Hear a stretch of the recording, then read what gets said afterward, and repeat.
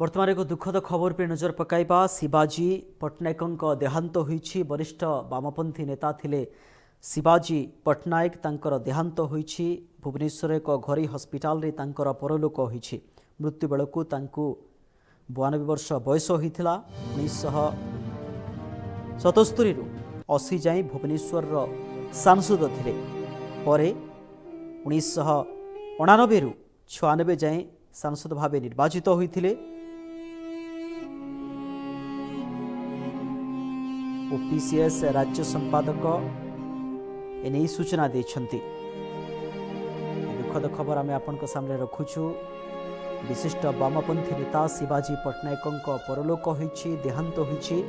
भुवनेश्वर एक घरोई हस्पिटाल रे तांकर परलोक होईछि। मृत्यु बेलकु तांकु 92 वर्ष बयस होइथिला। 1977 रु 80 जाए भुवनेश्वर सांसद थिले। परे 89 रु 96 जाए सांसद भाई मध्य निर्वाचित होइथिले।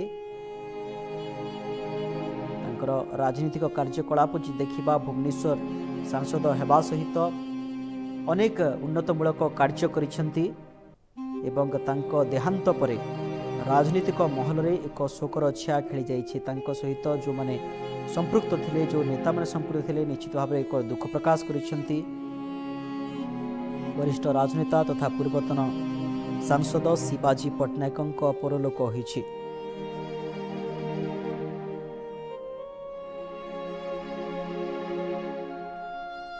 भुवनेश्वर गोटे घरोई हस्पिटाल रे से शेष निश्वास त्याग करिसेंती। सीपीआईएम राज्य संपादक अलीकिशोर पट्टनायक ए सूचना देछंती।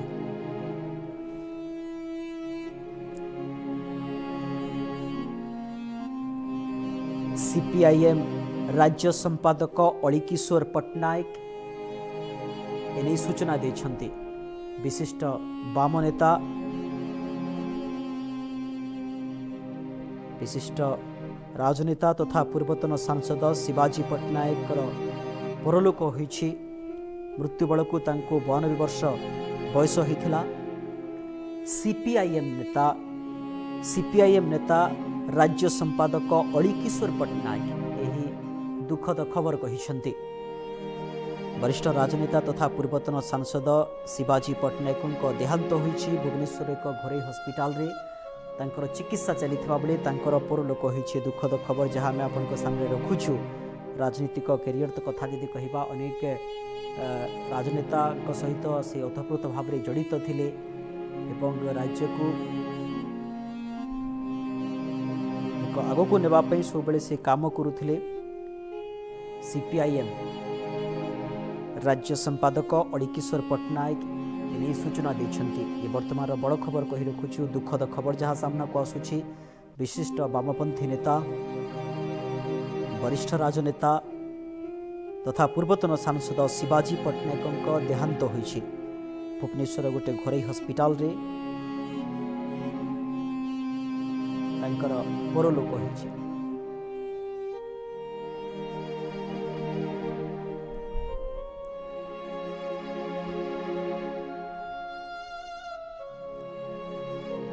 मृत्यु बेलकु तांको 92 वर्ष बयस होइथिला। भुवनेश्वर सांसद हिसाब रे से परिचित थिले। तांकर देहांत परे राजनीतिक महल रे एक दुखर छाया खेली जाइछि। भुवनेश्वर लोकसभा आसनरु बहुबार निर्वाचित होइथिले। 1977 रु 1980 96 पर्यंत प्रतिनिधित्व करिथिले। एने सूचना देछंती सीपीआईएम राज्य संपादक अलीकिशोर पट्टनायक। भुवनेश्वर एक घरोई हस्पिटाल रे से